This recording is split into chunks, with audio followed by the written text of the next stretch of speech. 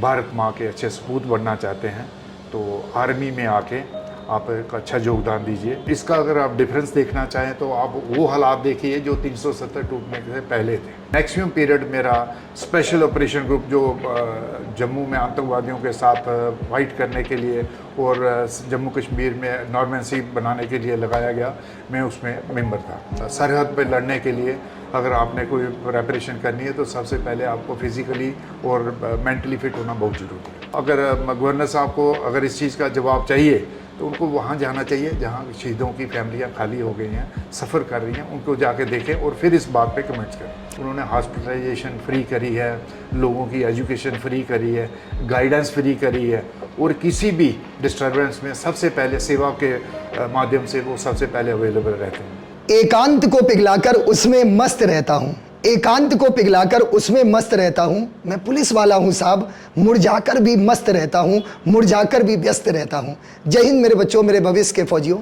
जैसा कि आप लोगों को पता है, the leader defence factory Hindustan के रक्षक सीरीज के अंतर्गत हमेशा से आप लोगों के लिए कुछ ऐसी शख्सियत से आपकी मुलाकात कराती है जिसने देश के लिए कुछ ना कुछ नहीं बल्कि बहुत कुछ किया है। कुछ ऐसा किया है जो अपने आप में यूनिक होता है, कुछ ऐसा किया है जो देश के लिए एक बलिदान के रूप में उदाहरण प्रस्तुत करता है। आज हमारे साथ ऐसी शख्सियत जिसने जम्मू कश्मीर जैसी जगह पर रहकर, एसएसपी के पद पर रहकर कुछ ऐसे कार्य किए जिसके जो हमारे समाज के लिए एक उदाहरण प्रस्तुत किए हैं। जी हाँ, मैं बात कर रहा हूं उस शख्सियत की जिनका नाम है एसएसपी जीवन शर्मा जी। ऐसे एसएसपी जिन्होंने जब अपने पुलिस के उस वर्दी पर कंधे पर सितारे सजाए तो उन्होंने देश को सर्वप्रथम रखा।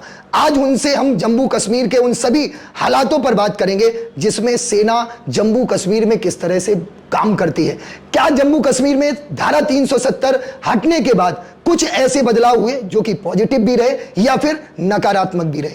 सेना के साथ पुलिस का जम्मू कश्मीर में क्या संबंध रहता है, किस तरह से दोनों एक दूसरे के साथ तालमेल बिठाकर कार्य करते हैं, इन सभी पर आज हम बेबाक प्रश्नों के जवाब लेने के लिए हमारे सामने हैं एसएसपी जीवन शर्मा जी। सर, आपका बहुत बहुत स्वागत है द लीडर डिफेंस फैक्ट्री पर।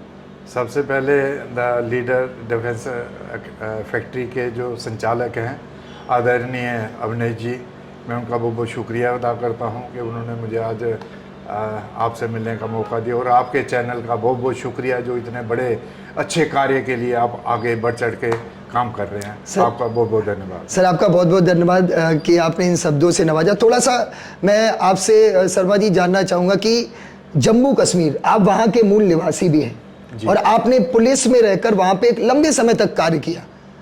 क्या आपका अनुभव रहा, कुछ शब्दों में जानना चाहूँगा। अगर आप जम्मू कश्मीर के हालात के बारे में मेरे से पूछेंगे तो मैं अपने अनुभव से ये बता सकता हूँ कि जब से मिलिटेंसी वहाँ से हुई 88 में जब हमने ज्वाइन किया, उसके बाद मिलिटेंसी हो गई, हमारा काफ़ी पीरियड जो स्पोर्ट्समैनशिप में चला गया। हम पुलिस की तरफ से खेलते रहे, मैं फुटबॉलर भी हूँ, हैंडबॉलर भी हूँ।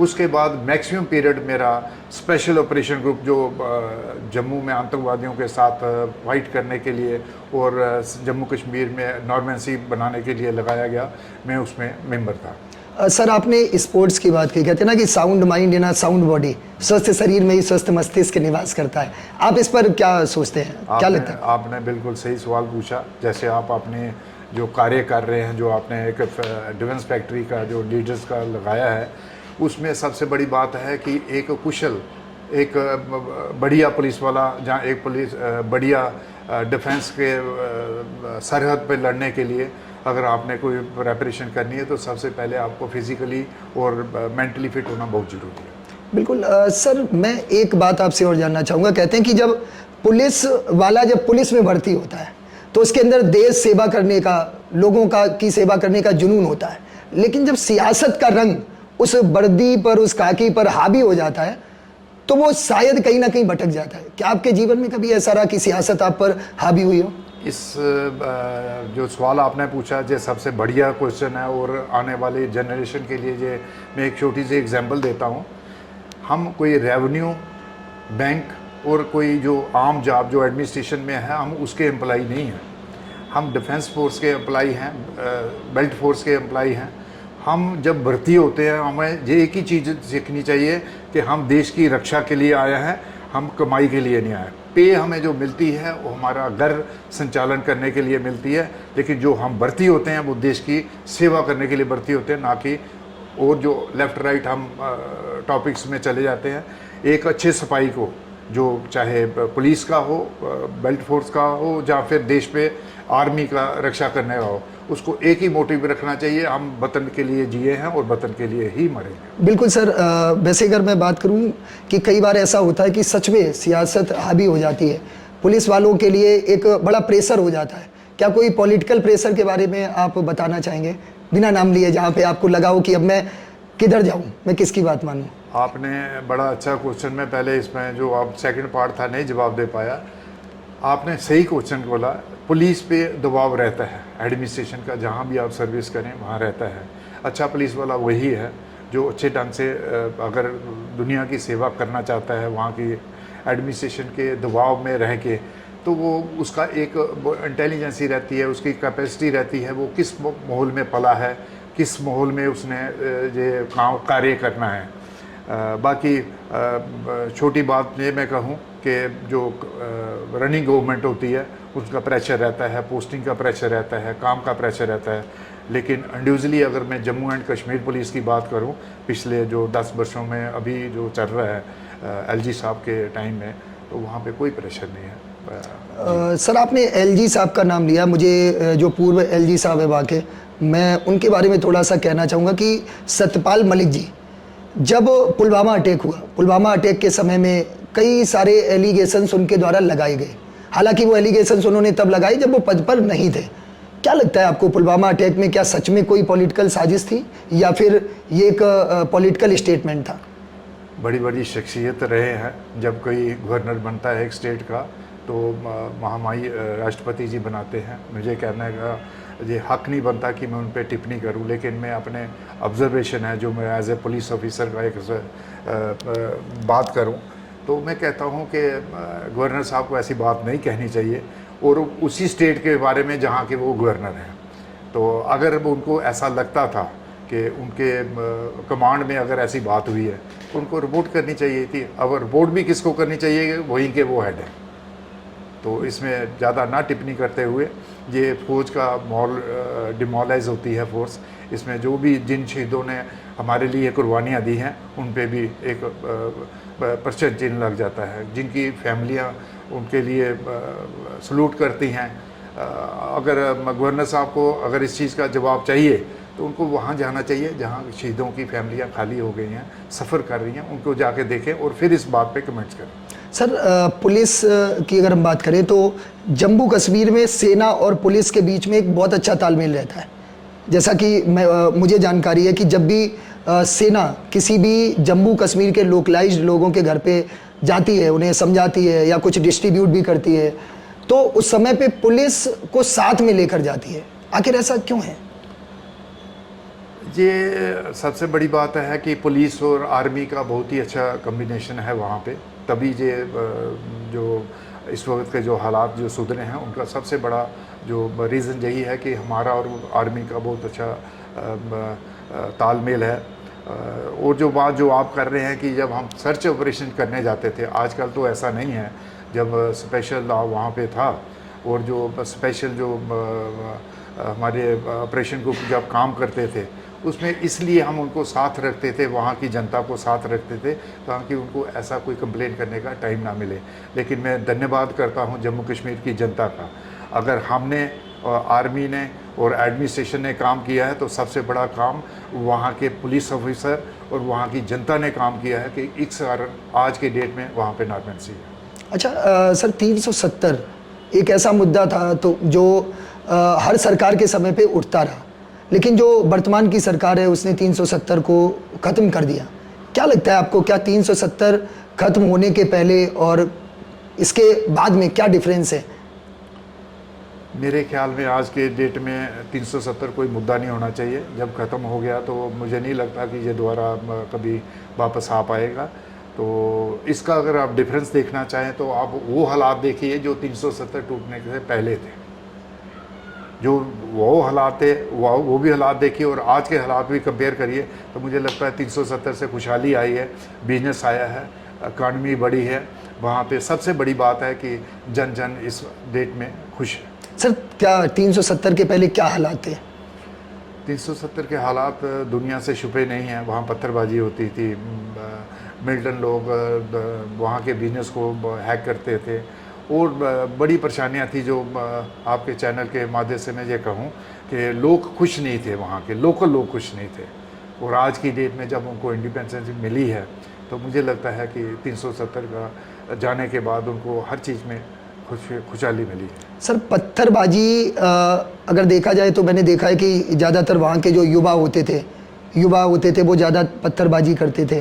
क्या लगता है आपको, मतलब क्यों ऐसा लोकल में रह के, जम्मू कश्मीर के होके आखिर क्यों वो पत्थरबाजी करेंगे? क्या कोई उनकी ऐसी मांगे थी जिसको लेके वो ऐसा करते थे? मांगे क्या थी? अनएम्प्लॉयमेंट थी, वहाँ पे गाइडेंस नहीं थी, उन लोगों को बाहर का प्रेशर था, लोगों को नॉलेज नहीं थी। आज की डेट में उनको पता है कि हमारा फ्यूचर क्या है, हिंदुस्तान की गवर्नमेंट हमारे लिए क्या कर रही है, और हमें अगर आगे बढ़ना है तो हमें क्या करना है, इसलिए उन लोगों ने पत्थरबाजी छोड़ दी। सर मिसगाइड कौन करता था, विपक्ष या फिर वहाँ के लोकल के लोग या फिर पाकिस्तान की जनता? पाकिस्तान का तो रोल, ISI का तो रोल रहता ही रहता है, आज की डेट में ही रहेगा, पहले भी रहता है और आगे भी रहेगा कि कहीं ना कहीं किसी ढंग से जम्मू कश्मीर में डिस्टर्बेंस क्रिएट करें। लेकिन मुझे नहीं लगता कि आज की डेट में वहाँ का युवक, आप यंग जनरेशन इतनी पढ़ लिखी गई है, इतनी इंडिपेंडेंट हो गई है, और ख़ासकर पिछले 10 सालों में LG साहब के जो कमांड कंट्रोल रहा है इतना अच्छा रहा है कि आज उनको पता है कि हम क्या करेंगे और क्या रिजल्ट आएगा। आपको नई सरकार से क्या उम्मीद है? क्या लगता है जम्मू कश्मीर में कुछ और भी परिवर्तन देखने को मिलेंगे? मुझे लगता है कि नई सरकार अगर सेंट्रल गवर्नमेंट के साथ मिल के चलेगी तो बड़ी अच्छा। जैसे हमारे जो कमिंग जो CM साहब हैं उन्होंने बयान भी दिया है, अगर सेंट्रल गवर्नमेंट के साथ हम शाना बिशाना चलेंगे, अगर ऐसा हुआ तो उससे बड़ी बात और क्या हो सकती है। सर सेना के साथ आपने मिल के काम किया, सेना के बारे में कोई 2 ऐसी विशेषताएं जो आपको बड़ी अच्छी लगी हो वहाँ के लोगों के सेना के साथ काम करके, वो थोड़ा बताइए। सेना का सबसे बड़ा एक ये रहता है कि जैसे आपने द लीडर्स डिफेंस फैक्ट्री लगाई है, ऐसे वो भी ये एक अपने सोशल जो अभियान उनके चलते हैं, उन्होंने हॉस्पिटलाइजेशन फ्री करी है, लोगों की एजुकेशन फ्री करी है, गाइडेंस फ्री करी है, और किसी भी डिस्टर्बेंस में सबसे पहले सेवा के माध्यम से वो सबसे पहले अवेलेबल रहते हैं। अच्छा सर, हमारे इस चैनल पे आर्मी की, एयरफोर्स ने भी NDA की बच्चे तैयारी करते हैं, आप उनको क्या मैसेज देना चाहेंगे? सबसे बड़ा मैसेज यही देंगे, मैं जो शुरुआत में आपको कहा, वो कभी भी अपने आप को किसी और डिपार्टमेंट का एम्प्लॉय ना समझ के एक देशभक्त भारत का सिपाही समझ के इस अभियान में आएँ। जब वो मुझे बार बार जो सुनने में आता है कि एम्प्लॉयमेंट कम हो रही है आर्मी में एज ए ऑफिसर हो या ऐसे, लेकिन जहाँ का सिनेरियो देख के मुझे आज लगता है कि बढ़ चढ़ के आर्मी में जाना चाहिए। हर फैमिली को, जैसे हर देश में होता है कि हर फैमिली का हर बंदा ये आर्मी ट्रेनिंग जानता है, तो हर बंदे को यहाँ पे आर्मी में आके देश के लिए योगदान देना चाहिए। सर मैं आपसे कश्मीर के कोई ऐसे 3 एरिया जहाँ पे आपको लगता है वो सबसे डेंजरस एरियाज हैं, वहाँ पे आर्मी भी थोड़ा जाने में झिझकती रहती, क्या कहेंगे आप? कोई ऐसे 3 एरिया? सबसे पहले मैं आपका पॉइंट ऑब्जेक्ट करूँगा कि अगर आप भारतीय देश की आर्मी के बारे में बात कहें तो आप कहीं भी वर्ल्ड के किसी कोने में ले जाइए, भारत की आर्मी कहीं भी डर के नहीं जाएगी। आज लोहा मनाया है उन्होंने, जिसलिए हर कंट्री जो है इंडिया से धमक के रहती है। सर विपक्ष तो सवाल करता है कि आर्मी के पुलवामा अटैक पे सवाल किया, सर्जिकल स्ट्राइक पे सवाल किया, उसके बारे में फिर आप क्या कहेंगे? ये सभी वोट बैंक के क्वेश्चन है, इसका मैं पुलिस अफसर हूँ, मैं इसका कभी भी समर्थन नहीं करूँगा, हमेशा इंडियन आर्मी के साथ हूँ, हैं और रहेंगे।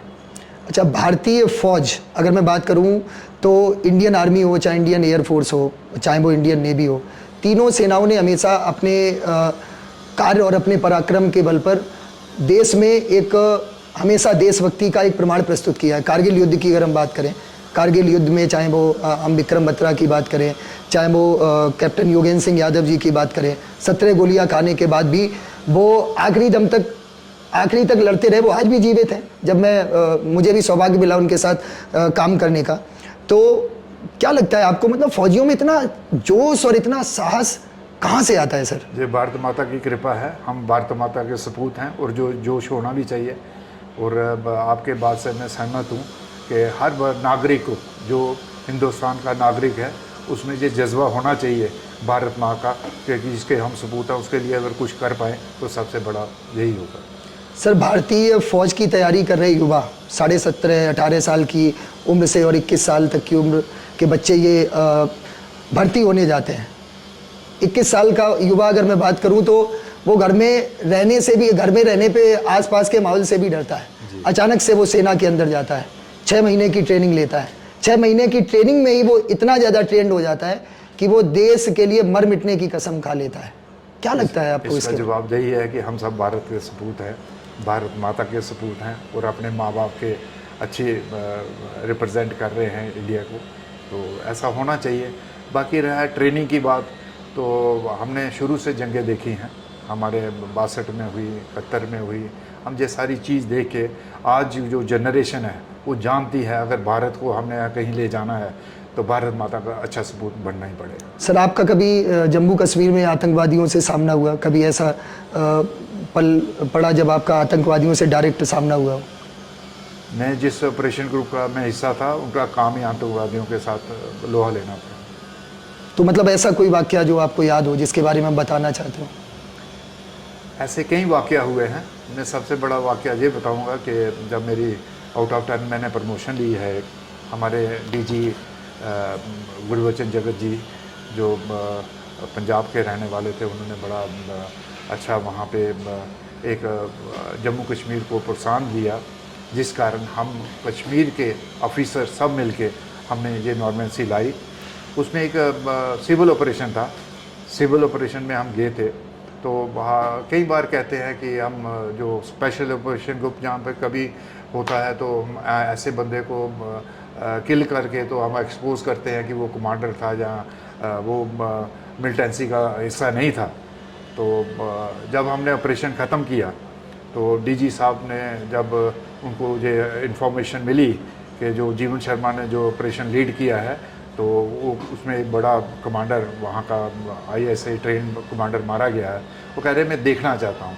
तो उन्होंने पूरे वहाँ पे पास में ही एक कश्मीर में एक जगह है बटमालू, वहाँ पे आके उन्होंने personally IG Kashmir, DG Kashmir और DG जम्मू एंड कश्मीर और DIG साहब और SSP साहब और जो ऑपरेशन ग्रुप के जो हेड थे हमारे सरदार मनोज सिंह साहब, उन्होंने बड़ा काम किया है एंटी मिलिटेंसी। जब उन्होंने आके देखा कि यही कमांडर है तो उन्होंने स्पॉट पे हमें प्रमोशन देने का एक ऑर्डर जारी किया। अच्छा, तो सर मैं लास्ट मैसेज बच्चों के लिए आप देना चाहते हो जो डिफेंस की तैयारी कर रहे हैं, द लीडर डिफेंस फैक्ट्री के बच्चों के लिए? आपने बहुत अच्छा क्वेश्चन पूछा। आज मुझे भी सौभाग्य मिला कि मैं आपके दर्शन कर पाऊँ और जहाँ किसी को बात कर पाऊँ, तो इसी के लिए मैं ये कहूँगा, आप माँ बाप की सेवा करिए, अच्छे भारत के नागरिक बनिए और भारत माँ के अच्छे सपूत बनना चाहते हैं तो आर्मी में आके आप एक अच्छा योगदान दीजिए, चाहे वो किसी भी ब्रांच में है। हमारे 3 ब्रांचेस हैं, इन्फेंट्री, नेवी और एयरफोर्स। तो इससे बड़ा कार्य कोई भी नहीं होगा। हम अगर देश के लिए अगर कुछ कर सकते हैं, हमारा ये सबसे बड़ा बलिदान होगा। तो साथियों, आज हमारे साथ इस हिंदुस्तान के रक्षक सीरीज में थे SSP जीवन शर्मा जी। बिल्कुल सही कहा है कि अगर हमें भारत माता की सेवा करने का मौका मिले तो इससे बड़ी परम सेवा कोई नहीं हो सकती, क्योंकि जब अपनी माँ से ज़्यादा आप भारत माँ को मोहब्बत करने लगते हैं तो आप एक सच्चे आशिक कहलाते हैं, एक आप सच्चे देशभक्त कहलाते हैं। अगर आपके अंदर भी देश सेवा करने का जुनून है, अगर आपके खून में भी भारत माँ की सेवा करने का खून दौड़ता है, जुनून दौड़ता है, तो जुड़े रहिए the leader defence factory YouTube channel पर। आज के इस हिंदुस्तान की रक्षक सीरीज में इतना ही। हम फिर एक नए किसी पर्सनालिटी, किसी व्यक्तित्व के साथ मिलेंगे। जुड़े रहिएगा। Thank you very much. जय हिंद।